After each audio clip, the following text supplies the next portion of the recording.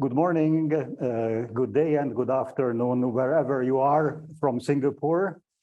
My name is György Bustin.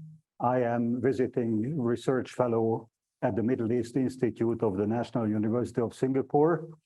And I am presenting the next event of our ME101 series. Our speaker today is Dr. Jean-Luc Samain, Senior Research Fellow, and he will talk to us about a very timely topic, the United States in the Middle East, US allies in the Middle East, and the prospects for American policy in the Middle East. But first, let me introduce Dr. Jean-Luc. He is a Senior Research Fellow at the Middle East Institute of the National University of Singapore. And his specialization is Middle Eastern strategic affairs, in particular, the defense policies of Israel and the Gulf states.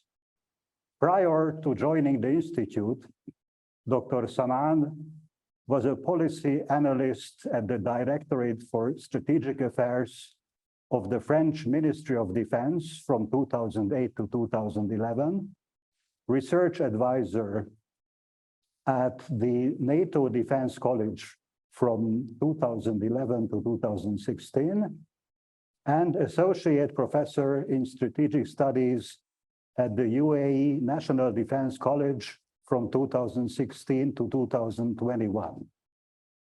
His most recent book, co-authored with Frédéric Grard, The Indian Ocean as a New Political and Security Region, looks at the changing geostrategic environment of the Indian Ocean region. Dr. Samain has authored 4 other books and several articles and monographs for various international academic and policy journals, such as Survival, Orbis, Comparative Strategy, Parameters, Politique étrangère, and the International Spectator. Dr. Samain is a former student of Arabic at the French Institute for the Near East in Beirut, Lebanon. He holds a PhD in political science from 2009 from the University of Paris 1, Panthéon-Sorbonne, as well as an accreditation to supervise research earned in 2017 from the Doctoral School of Sciences Po, Paris. Dr. Samain, the floor is yours. Thank you very much, and welcome to everyone, either in the auditorium or on Zoom. So we continue our long conversation on geopolitical competition in the Middle East, today discussing maybe the most important external player in the region, the US, followed in coming weeks by discussions on China and Russia.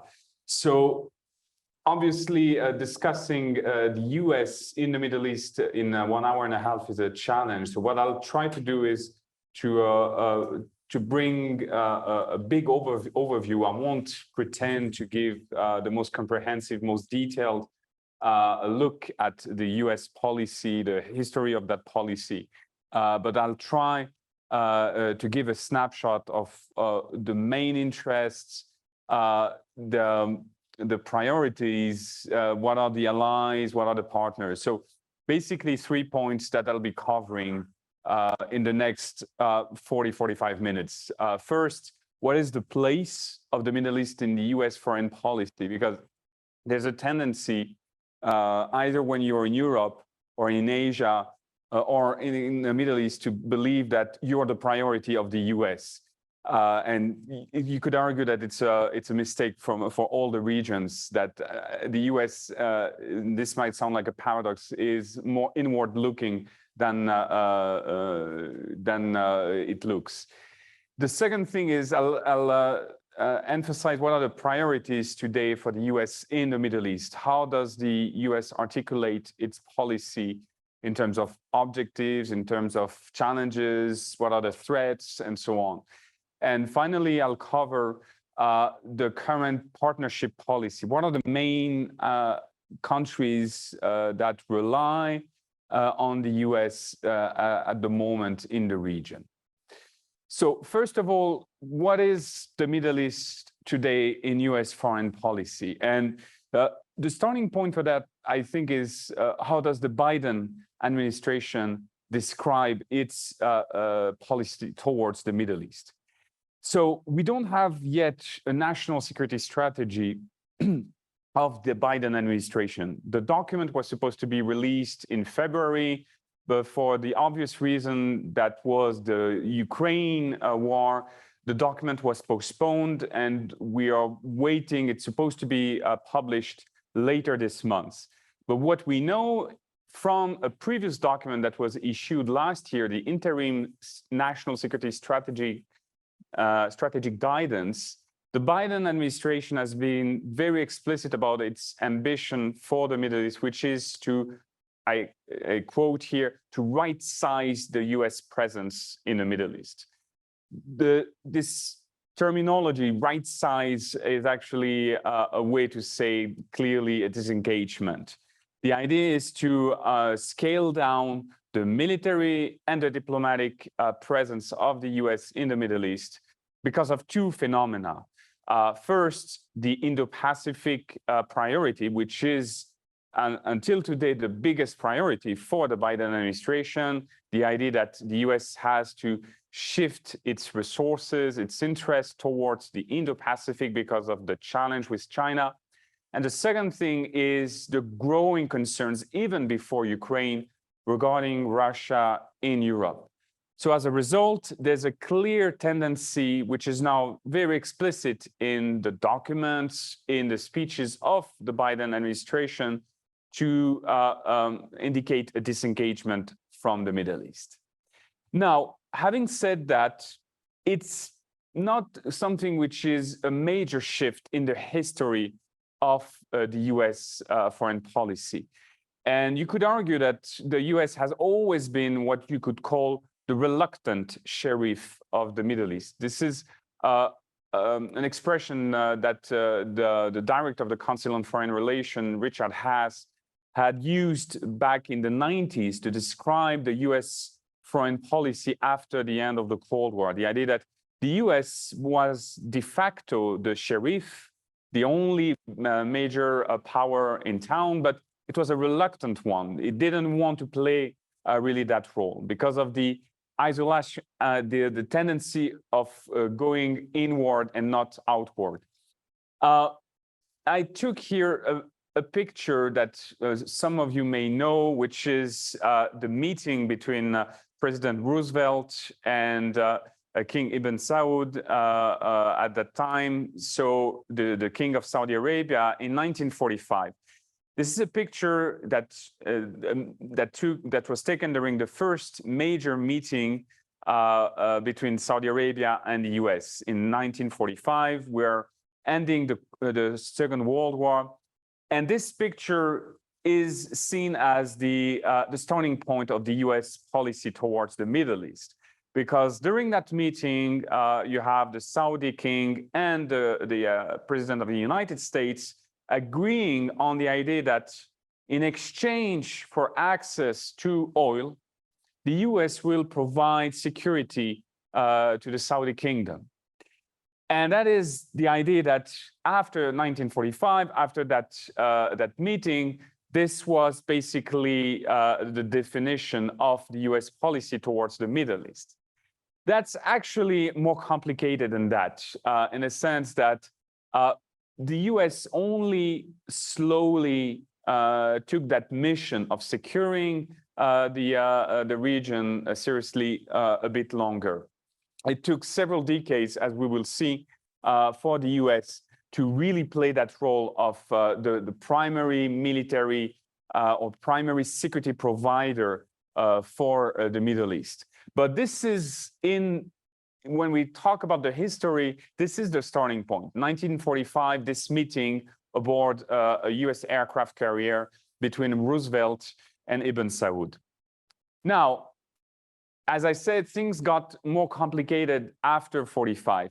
The first thing is when this meeting that I just mentioned happened, Israel was not born. Israel was established in 1948. And for everyone you already know, Israel was established with the idea of bringing a state for the Jews. And that was already an issue back in 45. The project, the Zionist project, was already discussed and was a controversial issue for the Arab countries, especially Ibn Saud said at that time to Roosevelt that he was opposing that. Interestingly, also, we have this idea today that the US is the strongest ally of Israel. And that's true today in 2022. But that wasn't always the case. It took a long time, it took actually more than a decade for that bilateral relation to be so close. I took here a picture which is from one of the first meetings between the prime minister on the top of Israel with Eisenhower. So that's in the 50s. And the 50s, the US was reluctant to a strong relation with Israel. There was the idea that Israel, with its ideology, which was closer to socialism than to capitalism, was more inclined to be an ally of the Soviet Union. It was also the idea that in the context of the Cold War, for the US to strengthen its relations with Israel would weaken its relations with the Arab world. So what we call the special relationship between Israel and the US only really started in the 60s. The first president that actually talked of a special relationship between both countries was Kennedy. So that tells you that this is not like a natural process. It took more than a decade for that relation to get as we know it today. I'll come back later with statistics on the current state of that relation. But moving on into the history of the US policy towards the region, one key concept that appeared in 1979 is the so-called Carter Doctrine. And that's in reference to the name of the president at that time, Jimmy Carter, that during a State of the Union address, so January 1979, Carter made a speech in front of the Congress explaining that basically the security of the Persian Gulf was a common good and that the US would protect that security, would deter any external power, external competitor to go against that security, that stability of the Gulf. This was at that time, 79, clearly designated against the Soviet Union. Keep in mind that we were still at the high of the Cold War. The US under the presidency of Jimmy Carter were intensifying the competition against the USSR. So the Carter Doctrine was created in that context to bring security, stability to the Gulf, but that was in a sense to deter any external actor from interfering in the region. That was followed in the coming years with another concept that surfaced in the 90s, the idea of dual containment. Dual containment was different from the Carter Doctrine. The Carter Doctrine was about making sure no external power, such as the USSR, will play a role in the region. Dual containment was against two regional powers that were considered by the US as troublemakers or spoilers of the regional order. And that were Iran, at that time, the Islamic Republic, and Iraq under the regime of Saddam Hussein back in the 90s. So the Clinton administration back in the 90s explained that it was its policy of dual containment, to contain both Iran and Iraq from destabilizing the region. That obviously ended with the fall of the Saddam Hussein regime in 2003. This leads us to what we could call the neoconservative moment in after the fall of the Twin Towers in 2001. And the idea with the neoconservative team that were in the Bush administration at that time, that the solution to the Middle East troubles was the promotion of democracy. That was the idea of the neoconservative philosophy, the regime change agenda. And Iraq was supposed to be the starting point. As we all know now, it led to a disastrous policy after the fall of Saddam Hussein in 2003, with the chaos and the civil war that followed. But that was, at that time, what we could call the neoconservative moment, because historically that was a very short moment. But a very ambitious moment, if you think about it, that might have been one of the few moments where the US really wanted to change the Middle East. And that was followed by the period that I think we are still living now, which is a period of disengagement. And that started not with Biden, not with Trump, but with Obama. Clearly, you can see when Obama arrives in the White House, so 2009, a feeling of what we could call fatigue. The US, by that time, had already 1 decade of war on terror in Iraq and Afghanistan, and in other countries as well for shorter operations.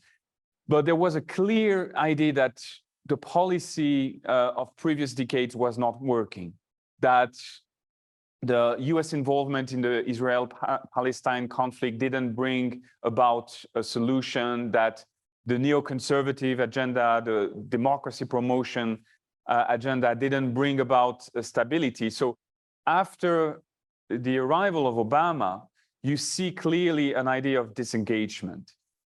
This was followed with a very different style, obviously, but with the very same substance by Donald Trump.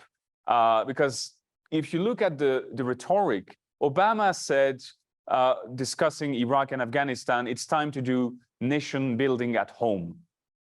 That's, in a sense, a very more sophisticated, very more elegant way to say America first in the Trump way. And you see that again now with the Biden administration. So when we talk about the current policy of the Biden administration with this idea of right sizing, that comes from a long history. It's, in a sense, the continuity of decades of involvement of the US in the region. Having said that, this is something that we need to keep in mind when we discuss this engagement of the US in the region. This is a map of the military commands of the US all around the world.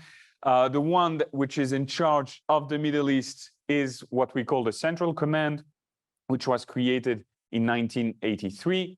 You have here on the map, on the slide, the list of the number of US troops by Middle East countries. I highlighted 2, which are the biggest footprints: Kuwait with 10,000 and Qatar 10,000. Roughly, as of 2022, we're talking about 40,000 troops, US troops across the Middle East. So this is why, I mean, I always use that slide, because when we talk about disengagement, this is still a long way from an absence of the US in the region.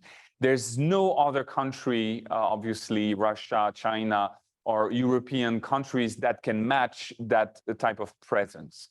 And it's not in the agenda of the Biden administration to remove all these troops.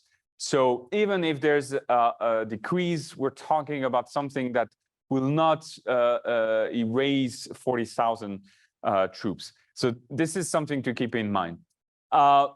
Now, what are the priorities? So if you look at the current priorities that the Biden administration has mentioned, either through official documents or through speeches, these are the three priorities that always come back: counterterrorism, Iran, and great power competition. You could argue that the first two, counterterrorism and Iran, are not new, that these are topics that have been at the top of the agenda for the last 2 decades, or even more for Iran. Great power competition, I'll come back to that in a few minutes, is a new thing. This was hardly mentioned 5 or 10 years ago. But counterterrorism has been on the top of the agenda, obviously, since 9/11. And this is still a significant reason why the US maintains its military presence in the region.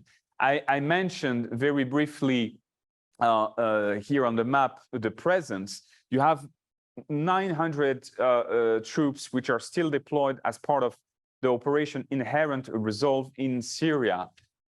This is for counterterrorism missions. This is about fighting the Islamic State and Al-Qaeda. This is also one of the reasons why the US is involved in the Gulf, and in particular in counterterrorism operations in Yemen. This importance of counterterrorism frequently comes back in the news when you have announcements such as the killing of Ayman al-Zawahiri that you have here on the top, on the left. Ayman Zawahiri, who was the leader of Al-Qaeda after the death of bin Laden. He was killed last month in Kabul, in the middle of Kabul, actually. He was walking on his balcony, and the US killed him. So that tells you also about the current situation in Afghanistan, but that's another discussion. So Al-Qaeda is still a major issue for the US. The Islamic State as well, and we've seen no later than last February, the leader of the Islamic State in Syria being killed by US special forces as well. So that is, again, an important reminder that even if the US is talking a lot about Russia, a lot about China, counterterrorism is still a major issue. And at least in the Middle East, this plays a significant role when it comes to the resources. The reason why you have, again, this military footprint is in major parts because of these counterterrorism operations. The second big topic is obviously Iran. And we discussed Iran last week. This is here from the perspective of the US. And when we talk about Iran in Washington today, in 2022, there's no way you can understand the level of anxiety or the importance, the sensitivity of the topic without coming back to the hostage crisis of 1979. This is here a picture at the bottom for the youngest ones on Zoom. In 1979, in the middle of the Iran Islamic Revolution, you have Iranian students who storm the US embassy and take about 50 American civilians, citizens, diplomats hostage. This is going against the Geneva Convention regarding the protection of diplomatic facilities and so on. This was initially led by students, but very quickly Ayatollah Khomeini takes the decision to endorse the hostage taking. As a result, more than 1 year passes with this hostage crisis. you have to wait January 81, and actually the moment the hostages were released was just a few minutes after President Carter left the White House and was replaced by Ronald Reagan. That was a clear message sent by the Iranian regime to humiliate the US president. And until today, this plays as a trauma. For good or bad reasons, a lot of the US policy towards Iran is shaped, is influenced by the memory of that hostage crisis.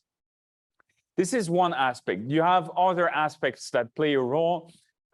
Starting in 2003, you have the nuclear issue that played a significant role between both countries after the revelations that Iran had been hiding nuclear developments going against its commitments with the Non-Proliferation Treaty. The US initially didn't play a role in the first phase of the negotiations in the 2000s. This was mostly led by the European countries. But after the arrival of Barack Obama, we saw a major push from the US for a negotiation with the nuclear deal that was signed in 2015. But then Donald Trump, as you all remember, decided in 2018 to remove the US from that deal. Today, there's a clear unknown about the type of agreement that the US would be able to deliver on that, given especially the fact that you have incoming elections in the US, the midterms elections, with the possibility that the Democrats lose the majority.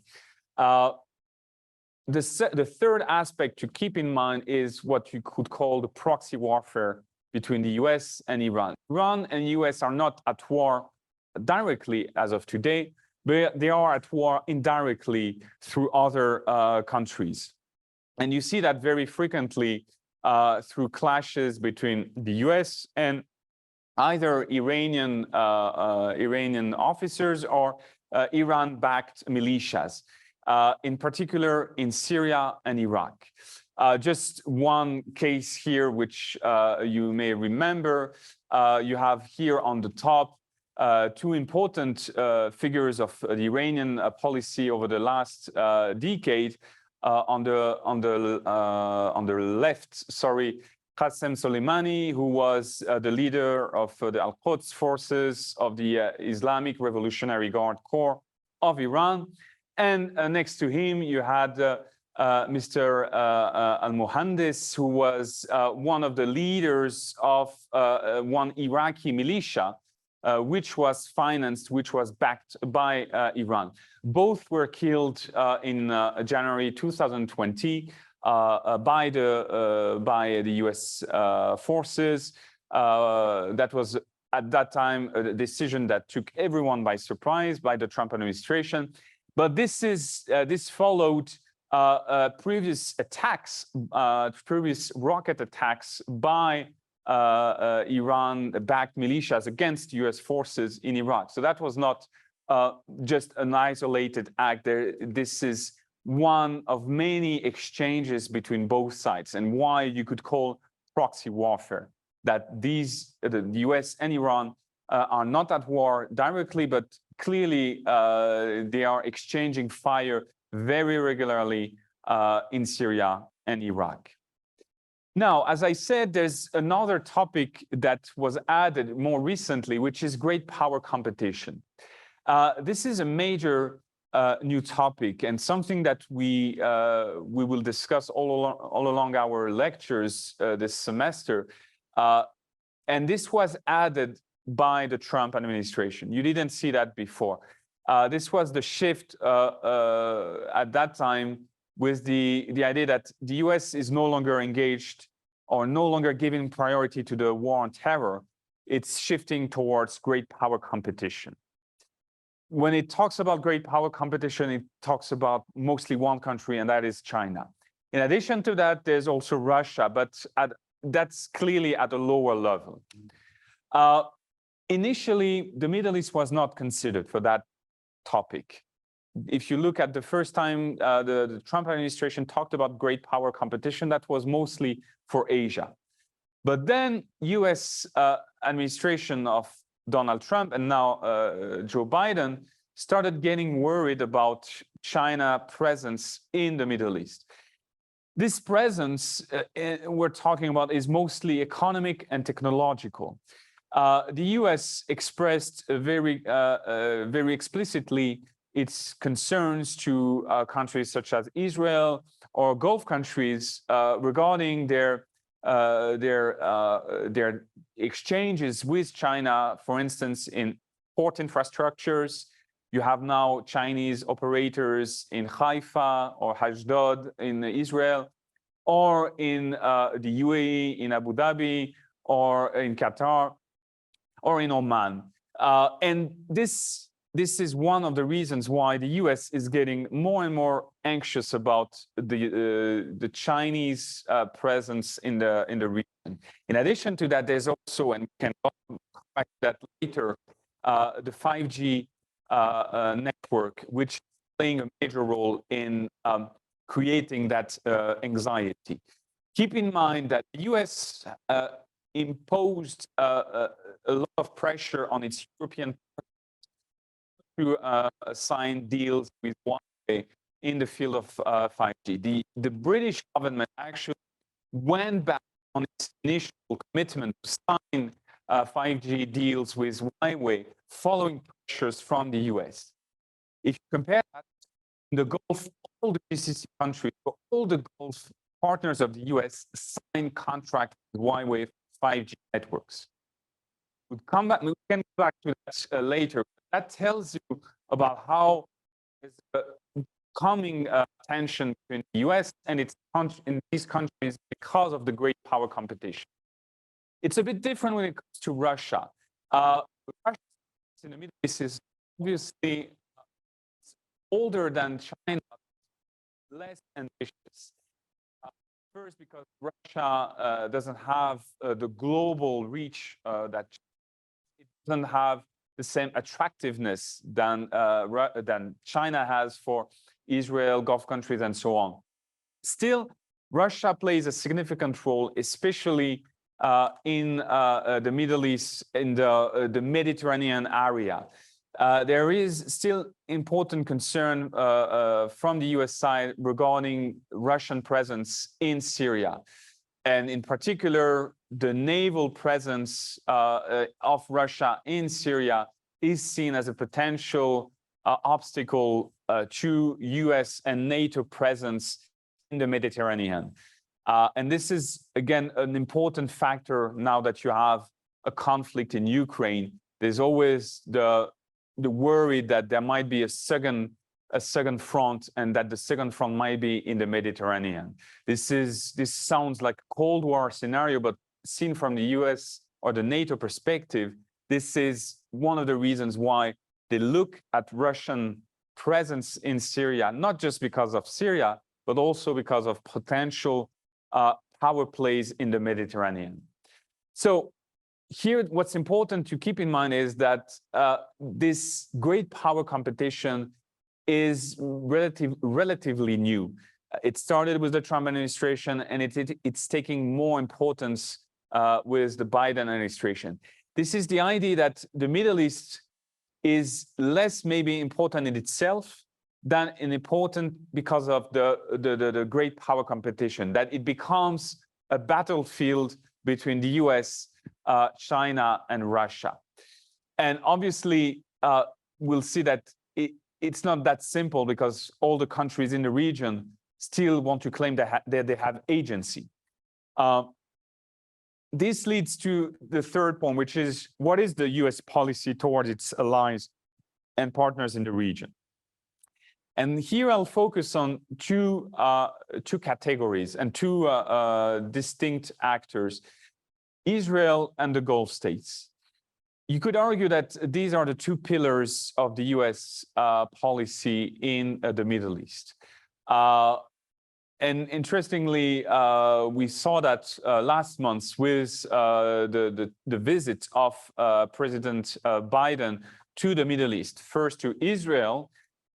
You see here on the picture where he was welcomed by the Israeli government. You see here on the picture President Biden smiling. Behind him, that's the Iron Dome system, so the missile defense system of Israel.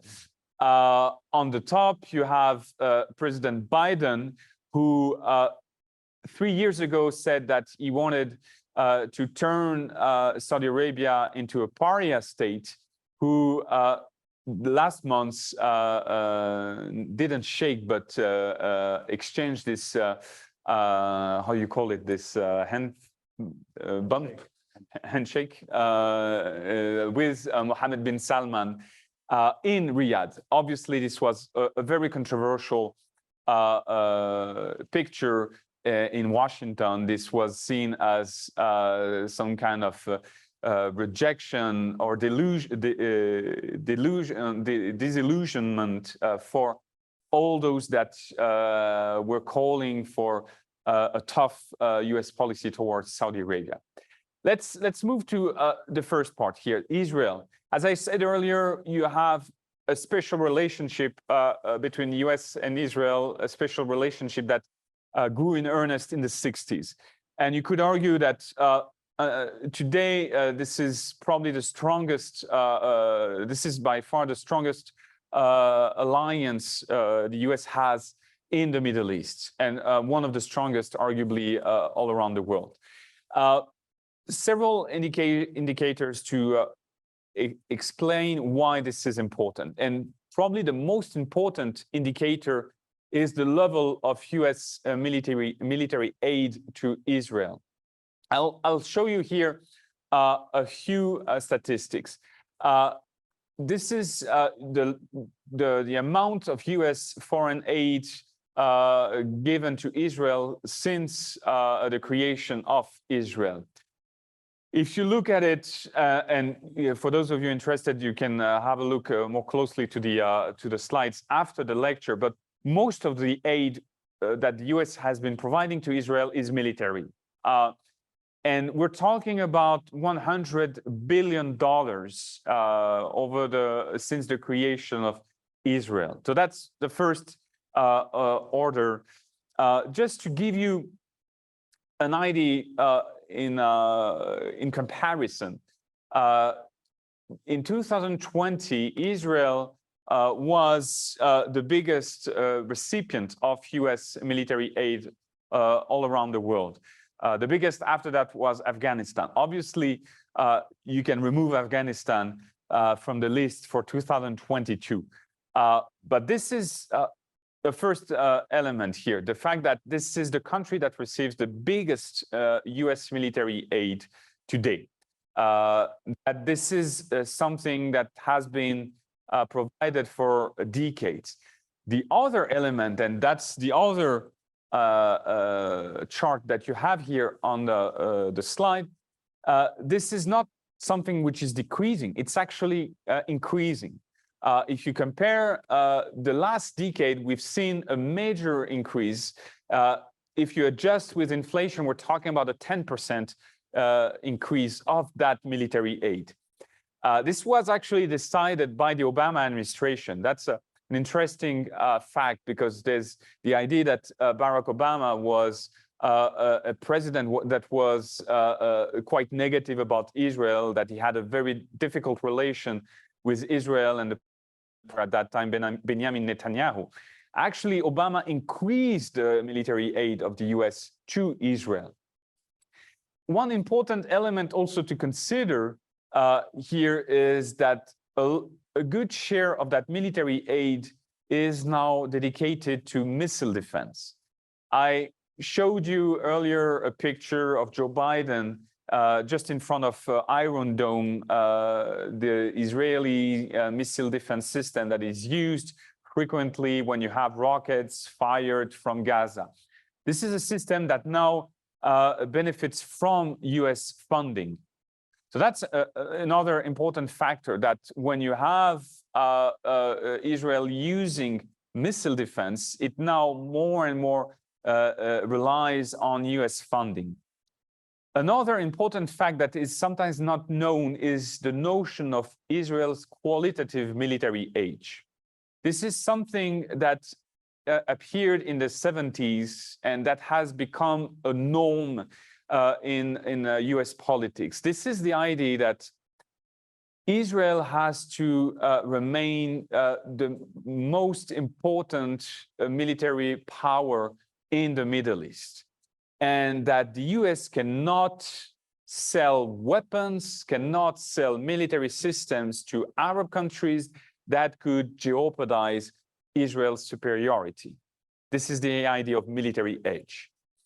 What does it mean concretely? It means that when one president in Washington wants to sell weapons to Gulf states, there must be evidences that these systems will not threaten Israel, and that these systems, such as fighter jets, such as missile defense, are not as good as what the US provides to Israel. And that's something that Congress monitors very closely. And this appeared in the 70s and was and is today, until today, a major element that defines the US Middle East policy.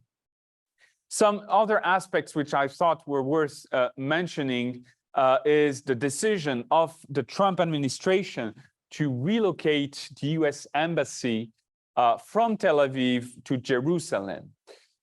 This was a decision taken in 2019. This is a picture of the embassy.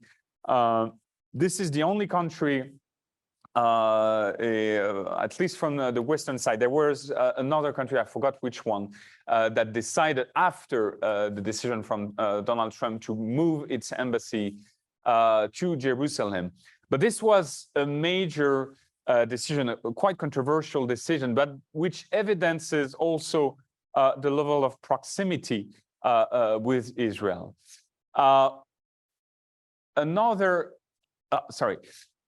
Finally, a few things to keep in mind. The Iranian Conundrum. We've seen during the trip that Joe Biden took last month, to Israel, that Iran played a major role in the discussions. And you could argue that this might be today the most important issue for the bilateral relation between the US and Israel. They decided, Yair Lapid, the Prime Minister of Israel, and Joe Biden decided to sign what they call the Jerusalem Statement, which is a statement promising that Iran will not get nuclear weapons. This is basically, this has become the central element of the US-Israel relation, and in a sense, much more than the Israel-Palestine conflict. We can go back to that later, but this is an important phenomenon, the fact that Iran is more important now in the discussion than the Israel-Palestine conflict. Finally, a last thing on the Israel-US special relationship, with a question mark being possible cracks in the special relationship. There are different aspects that you could speculate, different reasons why you could speculate that there might be, on the longer term, some challenges to that special relationship. First, there's demography. The demography of Israel is completely different than it was back in the 60s. When the special relationship between Israel and the US was established, Israel was a country which was ruled by the Jewish diaspora, the Ashkenazi, which were mostly Jews coming from Europe. So there was a sense of common culture. Because of the demography, Israel today is not the Israel of the 60s. And in a sense, it's a more Middle Eastern / Russian country than it was in the 60s.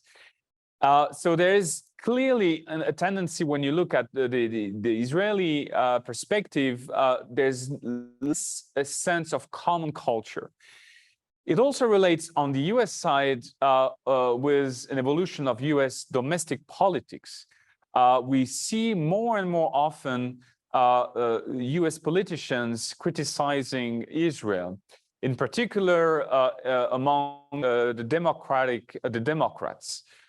This was, for instance, the case during the last conflict in Gaza, where a couple of important figures from the Democrats challenged the US military support to Israel.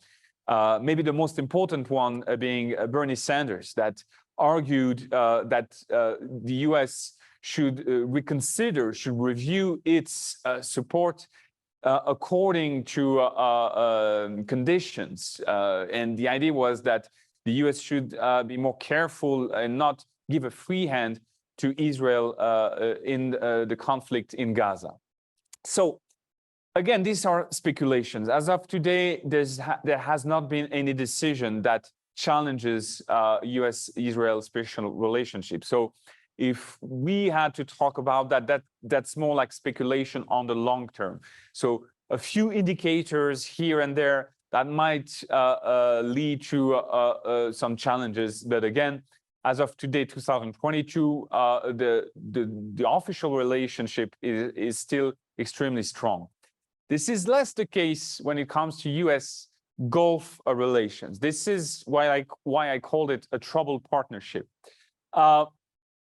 The US, as I said, started taking interest in securing the Gulf after 1945. If you remember the picture from the aircraft carrier where you had President Roosevelt meeting Ibn Saud. This led to the deployment of US troops to the region. And I showed you earlier the numbers, with Kuwait and Qatar hosting the biggest bases of the US in the region. Just to give you an idea, if we visualize that. So this is a map which is a bit outdated. I could not find a map from this year. So this is from 2019. So forget about Afghanistan. But just to give you an idea on if you visualize the footprint, this is the countries where the US has a presence. This is obviously mostly in the Gulf: Bahrain, Qatar, UAE, Oman, Saudi Arabia, Kuwait. So this is important because the US is still heavily involved in the Gulf.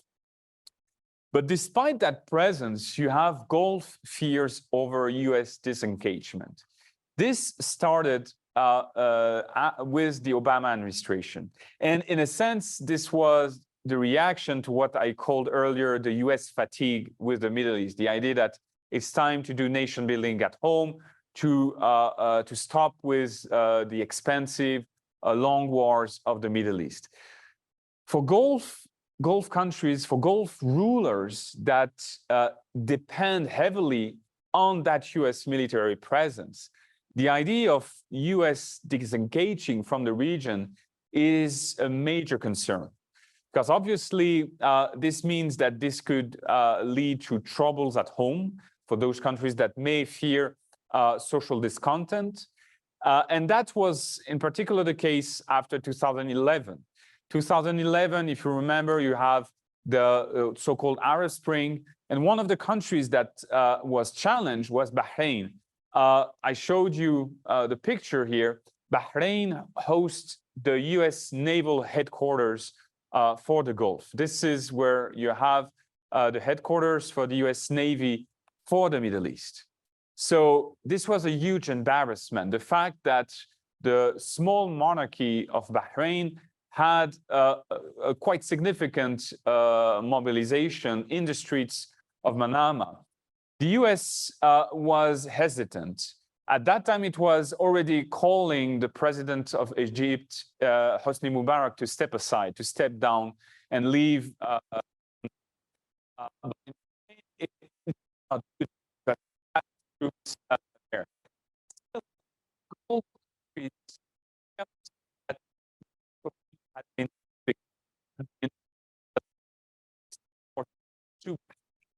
And this was feeding, and until today, this feeds the narrative from Gulf rulers that the US cannot be trusted, that the US is not reliable, that although they have this military presence, if there's a crisis, they will leave.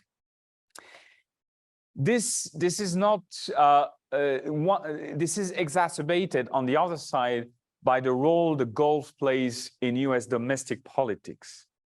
Today, the Gulf countries are toxic in Washington, and you could argue they are toxic also in London and to a certain extent in Paris as well, especially Saudi Arabia and to a lesser extent the UAE. There's the idea that these are countries that heavily supported the Trump administration, countries that have been involved in Yemen, in a war that created a humanitarian tragedy. So, seen from the point of view, it's more difficult for a U.S. government to justify the partnership with Gulf countries. And this is the reason why the Biden administration was extremely uncomfortable with the visit to Saudi Arabia, because there was the feeling that this would play bad domestically. And this is the reason I added at the end here the Gulf and the US-China competition, because this also is a vicious circle. On one side, the US considers that the Gulf countries should comply with the US demands regarding China, that they should not deepen their cooperation with China. But on the other side, the Gulf countries, those that I just mentioned, Saudi Arabia, the UAE, consider that if the US wants it more transactional, if the US wants to leave, they have also to take their own initiatives. And that if they have to consider the US disengagement, they have to anticipate. And China, in their view, provides a decent option for that type of scenario.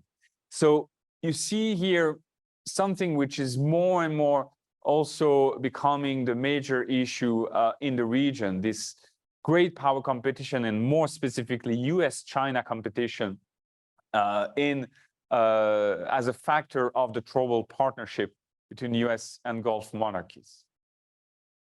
Having said that, this is my last slide. Just to wrap up, and one question before we go to the Q&A might be, are we witnessing a post-US Middle East? And this will be probably something that will be also discussed in coming weeks when we discuss China and Russia. What we see and what we discussed during that lecture is that there is clearly a gradual disengagement at military level. If you compare today from 10 years ago or 20 years ago when you had the war in Iraq, clearly the US military presence is not as big as it was. It's still quite big. Again, I wanted to nuance this idea of disengagement. It's a gradual one. But at the diplomatic level, you clearly see that the US is less and less concerned about diplomatic engagement with the region. And one good indicator of that is the Biden administration responses or reactions to conflicts in Gaza. What we see also, the second point, is priorities given to external factors. More and more what we will see is the Middle East not defined from the US by what's happening in the Middle East, but what's happening in the Indo-Pacific. In other words, the US is more and more looking at the Middle East through the lens of its competition with China. But that also leads to the third point, which is that if the US is disengaging, if the US leaves more and more the Middle East, if the US is less interested in the Middle East, well, the Middle East considers that it has also its agency. And this is the reason why you see more and more initiatives from local actors, from Israel, from Gulf states, what we discussed earlier in previous weeks with the Abraham Accords, from Turkey that wants also to be considered as a regional player that matters, as we discussed last week. So all these initiatives are in a sense a response to this idea of a disengagement of the US. And I'll stop here. Sorry if I was a bit too long, and I'll take questions. Thank you.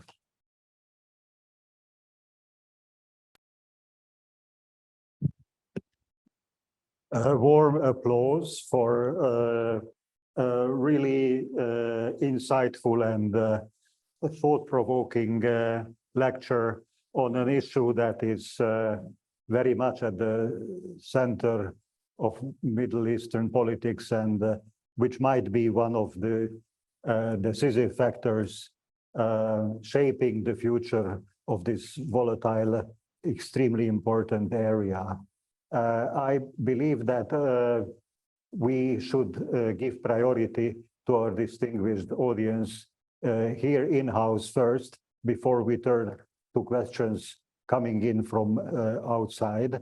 And I encourage the audience to please come forward with questions, but I abuse my position as it is becoming a ritual in order to pose my question, which starts with a statement, with your permission, Jean-Luc, because my own past in the region teaches me to look at the balance of power and the realistic situation on the ground more than the wider so-called global geopolitical situation. And honestly, with all due respect for the important presence and interests of China in the region, and with less respect, but with, of course, with a realistic approach to the Russian presence, I must still say that the single important power that is a challenge to the United States in the region is Iran. Let's name it by name. A country, regardless where it is currently with its nuclear program, which I believe is a bit overhyped, because we still do not know whether Iran really wants a bomb or not. But the facts on the ground show that the single country that shapes events and is a constant challenge to the US, as you have very rightly pointed out, is Iran. So how do we fit this into the wider paradigm? Thank you. And I agree with you in the sense that in 2022, as we look at it, if we look at the US policy in the Middle East, clearly the most immediate challenges seen from Washington are coming from Iran. Whether we're talking about the nuclear issue, whether we're talking about support to proxies, to Hamas, to Hezbollah, and so on, or Iran's involvement in Yemen. So the way the US talks about the presence of China in the Middle East is different, in the sense that it's more like a long-term challenge, and it's less, in a sense, it's not a security challenge the way we look at Iran, because, as I mentioned, when we talk about China in the Middle East, these are non-military issues. This is mostly, you could argue, an economic competition. But I think if we try to have a historical explanation or historical answer to that, is that the US also tends to look at regional issues through the lens of global competition. That was the case during the Cold War. The Middle East was seen, as I said, there was the idea of supporting that partner, supporting Israel would be, is it good or not vis-a-vis the USSR?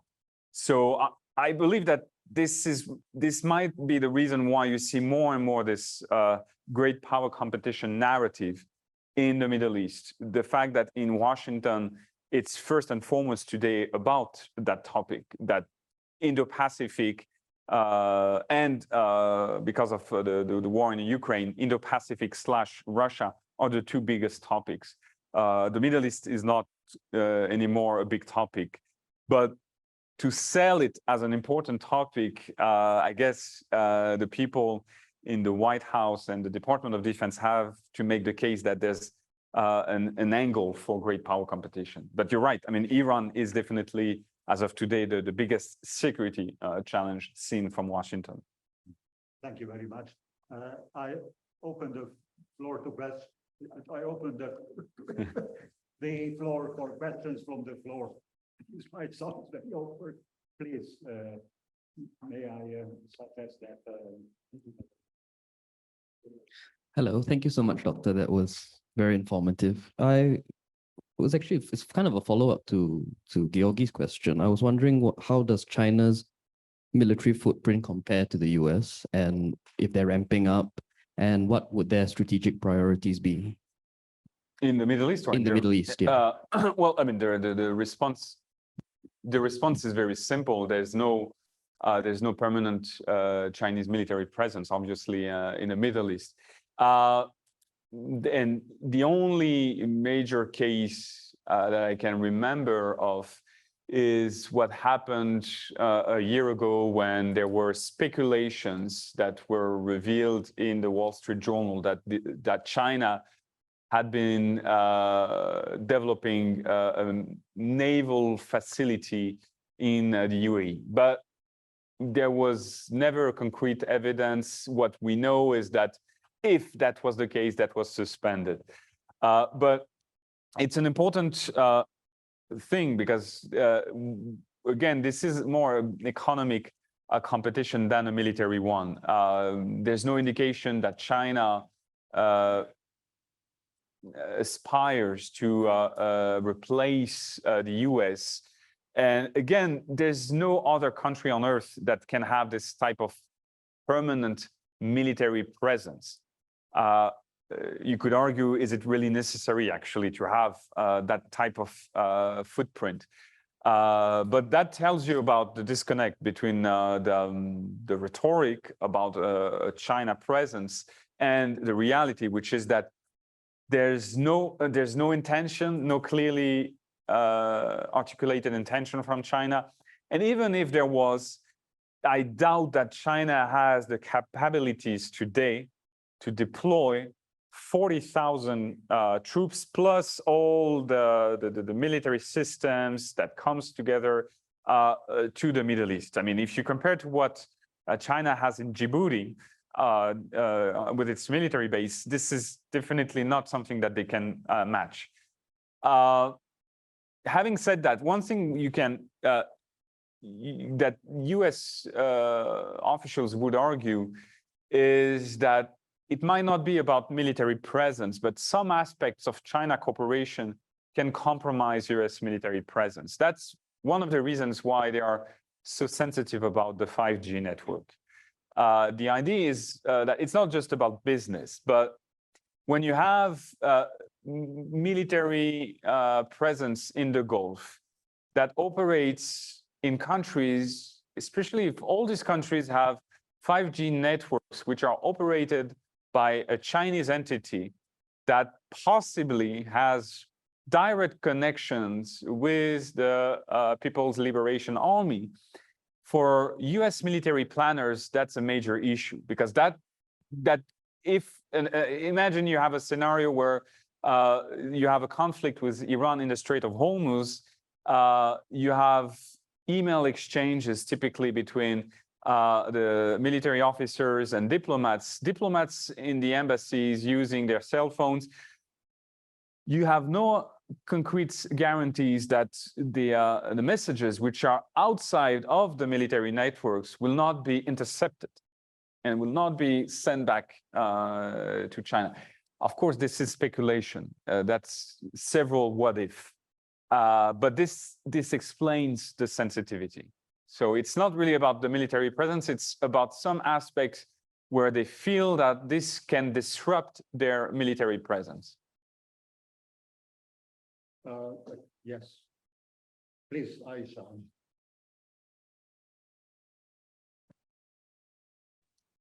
So thank you very much for a comprehensive overview of the U.S.-Middle East relations. Yes, I'm going back to the statement when you defined the U.S.-GCC relation in terms of oil as exchange of security. I wonder to what extent this is valid in today's circumstances, especially after the Russia-Ukraine war, which the sequences of which has been felt by almost everyone around the world, especially in terms of the high energy prices. And the picture you showed with the Biden visit to Saudi Arabia, one of the demands was actually to ask Saudi Arabia to increase the production of the oil so that the energy prices could go down. But what we see from the reaction of Saudi Arabia and the OPEC group, there is no intention to increase the production in the short term, at least. Do you think this exchange of the oil for security is still valid in such circumstances? Or is this like, and most recently Saudi Arabia announced like, we will cut, like the OPEC group announced we'll cut the production whenever it is needed. Is this an indication that we need more of a security, support? Thanks. That's a great question. And you could argue actually the idea of oil in exchange for security, this argument or this arrangement was challenged after 9/11.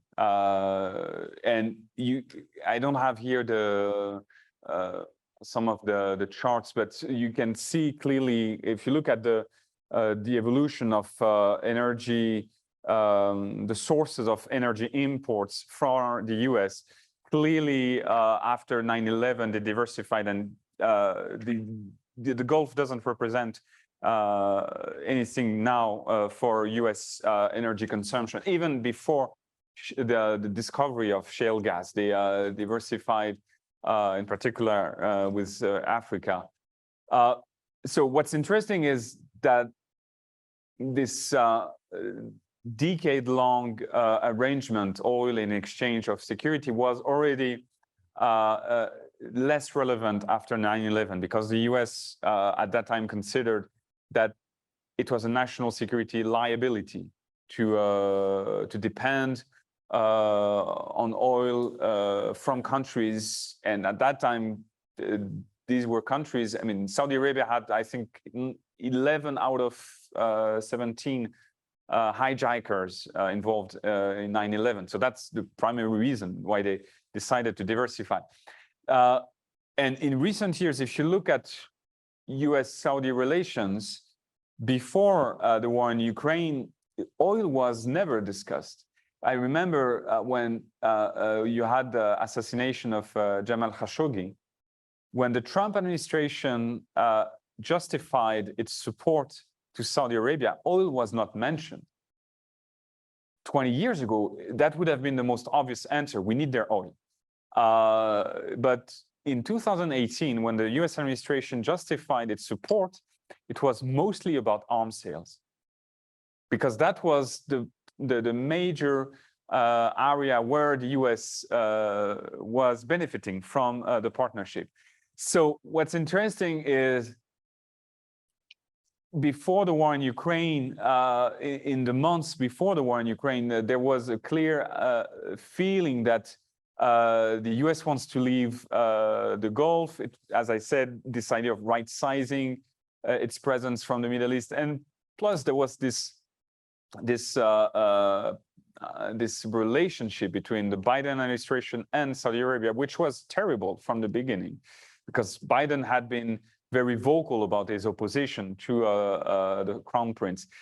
So in a sense, the war in Ukraine changed the narrative. So now the problem is that the US put oil back on the agenda. But as you said, I mean, there's no indication until now that they have been able to influence the Saudi or even the Emirati positions on that. So, I mean, time will tell. But what's interesting is to see that, yeah,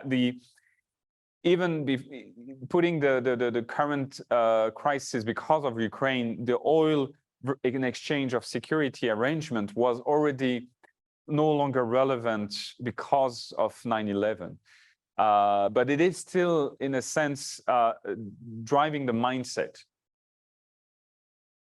Thank you very much. I received a question from abroad. This comes from Mr. Raidan Al-Sattar, and I'll read it in whole. Mm-hmm. Last week's MEI session touched on Iran's push for a regional security arrangement. Is there a US counter-proposal to that push, especially considering the Iraqi situation? So Iranian...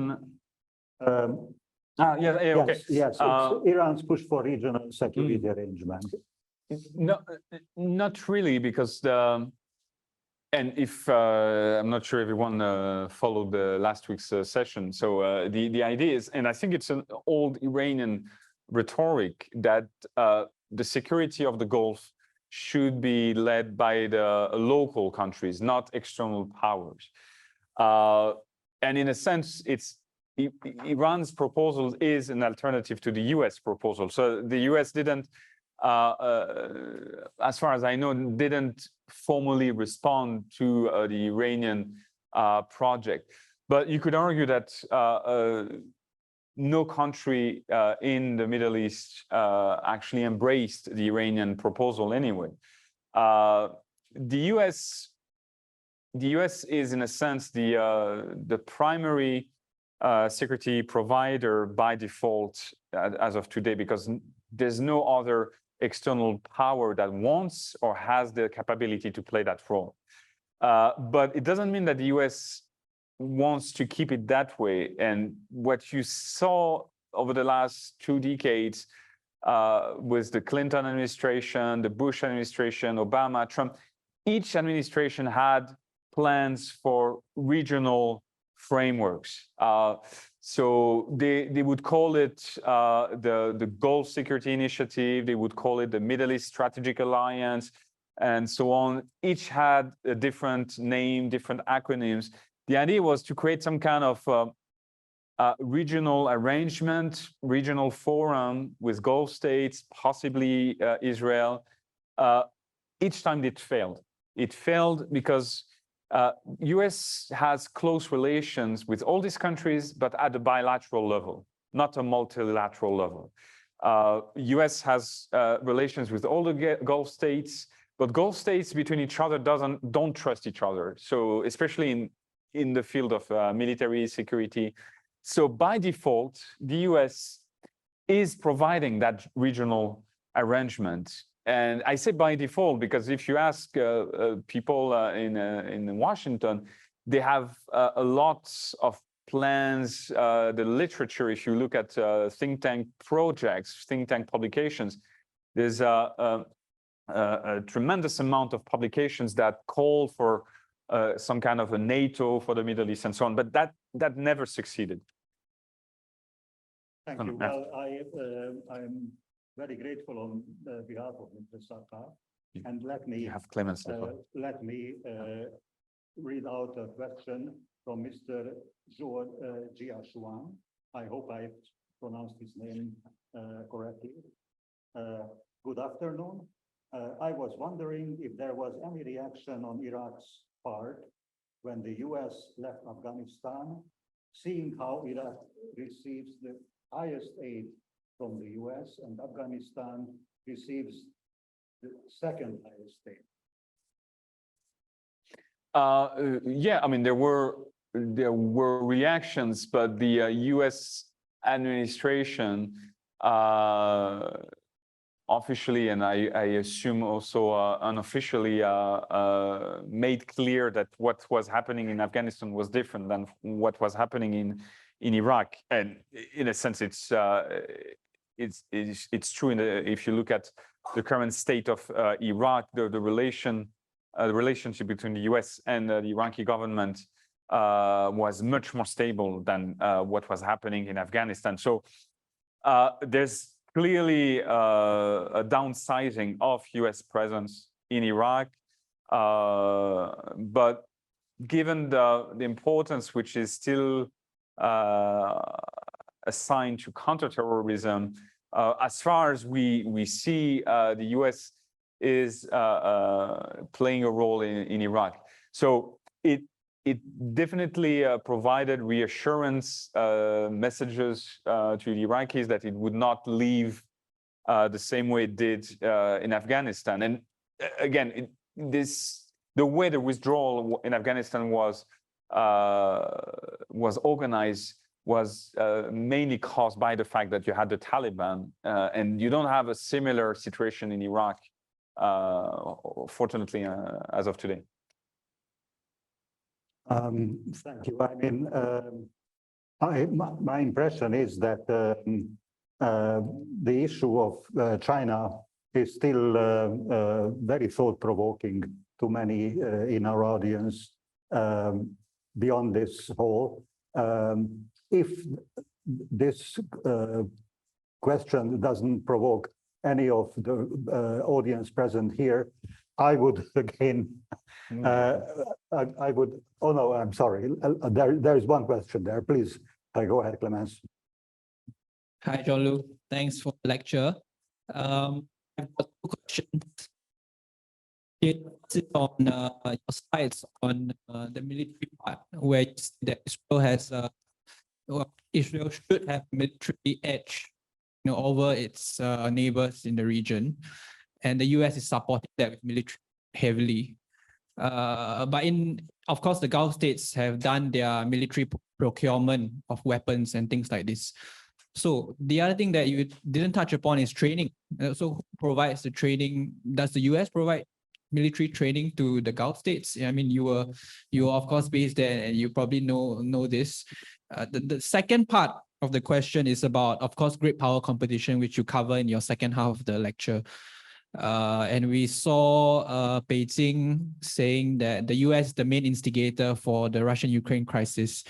Now, my question is really about US relationship with Europe, and are they doing anything about this? And if they are, what's the plan? And how is the transatlantic alliance coming back to life after Donald Trump foiled it beforehand? So those my two. I didn't get the second question. Is on the US-Europe relationship, and how they are planning to, in this great power competition context that you're talking about, how will they, tackle the problems at hand, and what are the, repercussions or implications for the Middle East in that sense? Okay.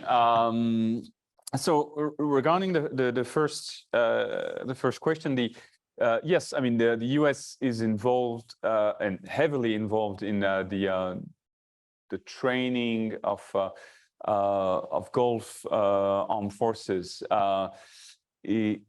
and this goes from tactical training to for instance, when you have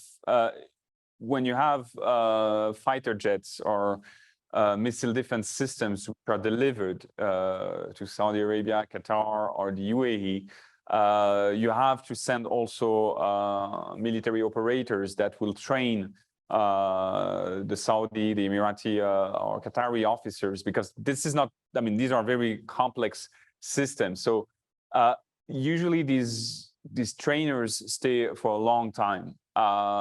And so that's one thing. You have also military advisors, what we've seen in the war in Yemen, where, and that was decided at the time of Barack Obama, even before Trump. Obama decided to detach military advisors to the Saudi coalition. So you had US military officers who were involved in the air campaign. They didn't have like a direct say for legal reasons. We're talking about military advice. But it's important, yeah, to have that in mind, that the US is heavily involved, not only through its military presence that I had mentioned. The numbers that I gave are the US officers, US soldiers operating under a US chain of command. In addition to that, you have contractors and you have a lot of former US or Western officers that go into the Gulf to provide military training and so on. So this creates another aspect of the dependency.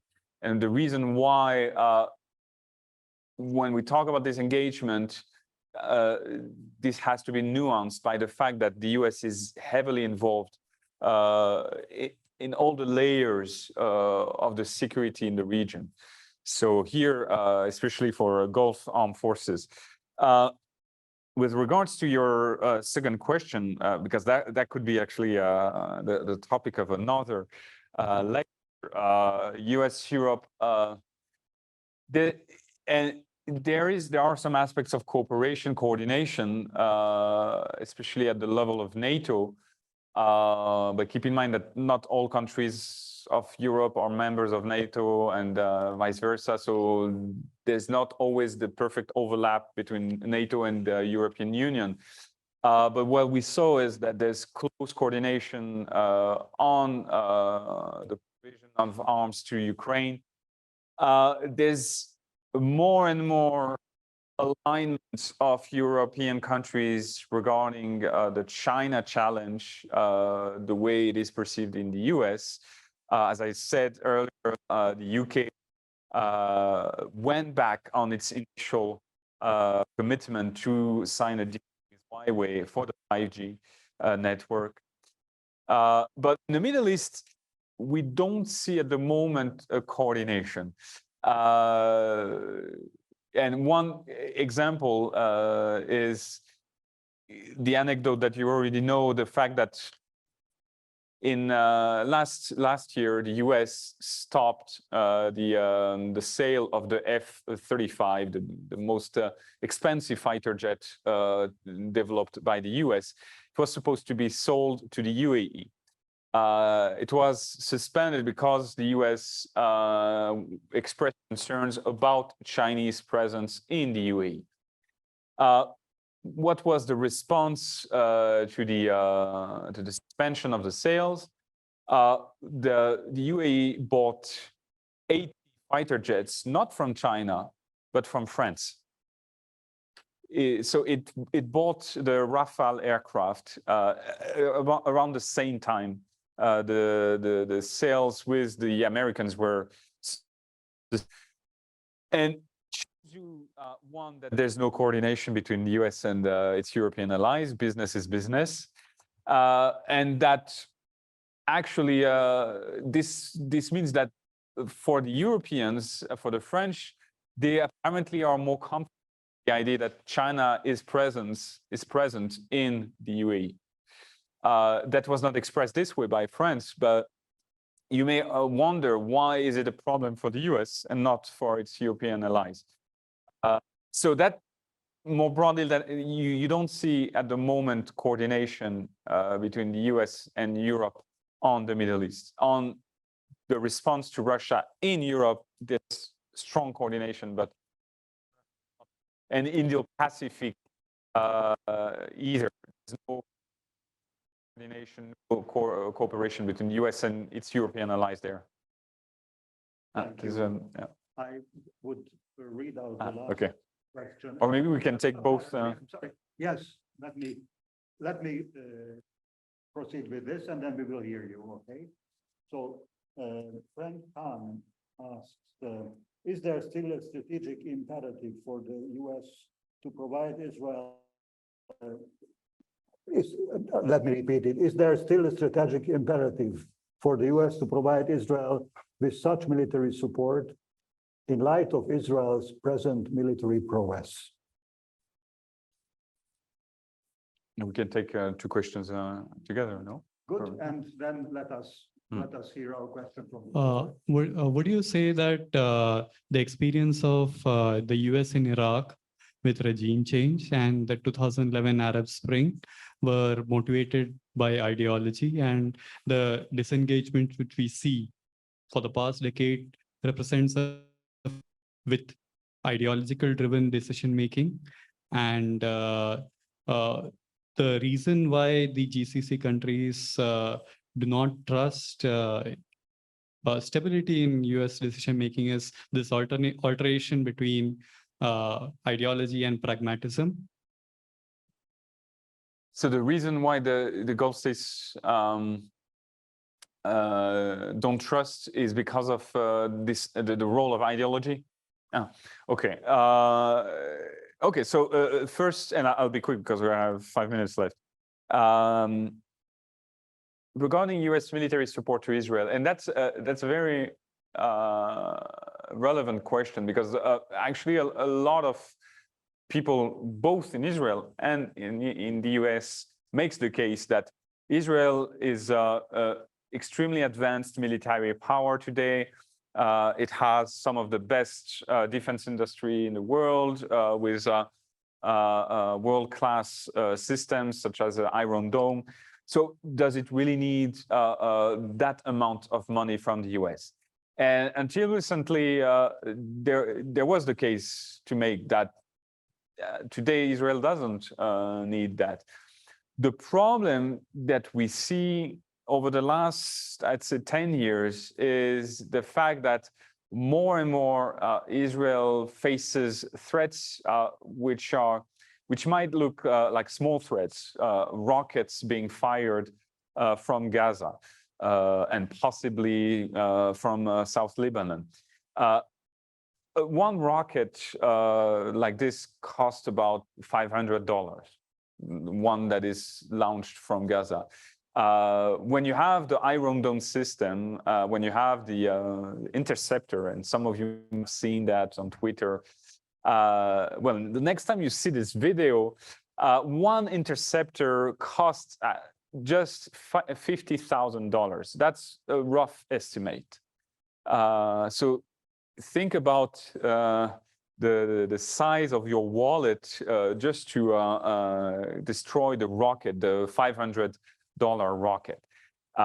So, I mean, this is more complex than that, of course, but this is a problem. And that's the reason more and more the US is allocating its military support to Israel to the development of missile defense, because there's the idea that it's costly today and it might be even more costly tomorrow, because rockets, drones are more and more easily available. So what do you do with that? I mean, do you need all the time these costly systems? This is why until today, this military support has not really been challenged. And one of the reasons why, when there were discussions in the Congress about should the US provide that type of support, the argument that prevailed was Israel is under rocket attacks constantly, so it needs that amount. It could not, as of today, it could not have the number of interceptors, the number of Iron Dome batteries that it has deployed if it didn't have the US support. So that's the reason why you still have that support. Regarding your two questions, and yes, the ideology played a role in in launching the war in Iraq. The war in Iraq was not only about regime change. Obviously, there was a combination of different elements. Some members of the Bush administration were neoconservative believers that thought they needed to promote democracy and change the regime. Others, like the Secretary of Defense, Donald Rumsfeld, was actually a pragmatic, or he would see himself as a pragmatic, thinking that the US needed to get rid of Saddam Hussein because there was the fear of weapons of mass destruction. But yeah, ideology played a role in that decision. With regards to the Gulf fears, the Gulf fears about the US is as I said, the fact that they feel the US cannot be trusted. There's the idea of inconsistency. And that started actually with the war in Iraq. Initially, the Gulf countries, the Gulf states were quite supportive of the toppling of the Saddam Hussein regime. They were pleased by the fact that Saddam Hussein was no longer there. But when they saw that the Bush administration didn't plan anything after the war, that it was chaotic and that the only winner of that situation was actually Iran, they started wondering about the reliability of the US. So I think it's more about consistency and something that a lot of partners, allies of the US can you trust, for instance, the Biden administration when it talks about a nuclear agreement?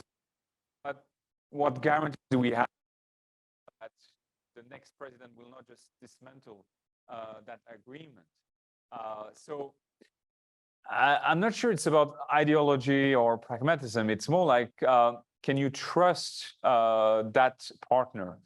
And more, there's a credibility issue when it comes to the US intentions in the Middle East. And that is the reason also why, in a sense, it's fair that Gulf states look for their own alternatives, that if you feel your major partner is not reliable, that would be too dangerous just to sit and rely on him. Thank you very much. Well, on this note, with this very evocative sentence, I would like to thank Dr. Samaan for an excellent and really eye-opening lecture on a topic that concerns all of us, not just those working in doing research in this institute, but I think all those who are following the Middle East. I wish that we can still pick up on some of the topics that you have touched upon, because an hour and a half is certainly not enough to discuss all aspects of such a wide-ranging issue. But here, of course, on behalf of our spectators and listeners abroad, and on behalf of our distinguished audience here, I would like to thank you very much, and I would like to give you a big hand once again for a really excellent lecture. And we can only hope that soon we will again hear you and see you on another topic related to the Middle East. And for all of you, I would like to thank your presence, your cooperation, your excellent questions. And we will continue next week with our following piece of the series. Thank you very much. Thank you.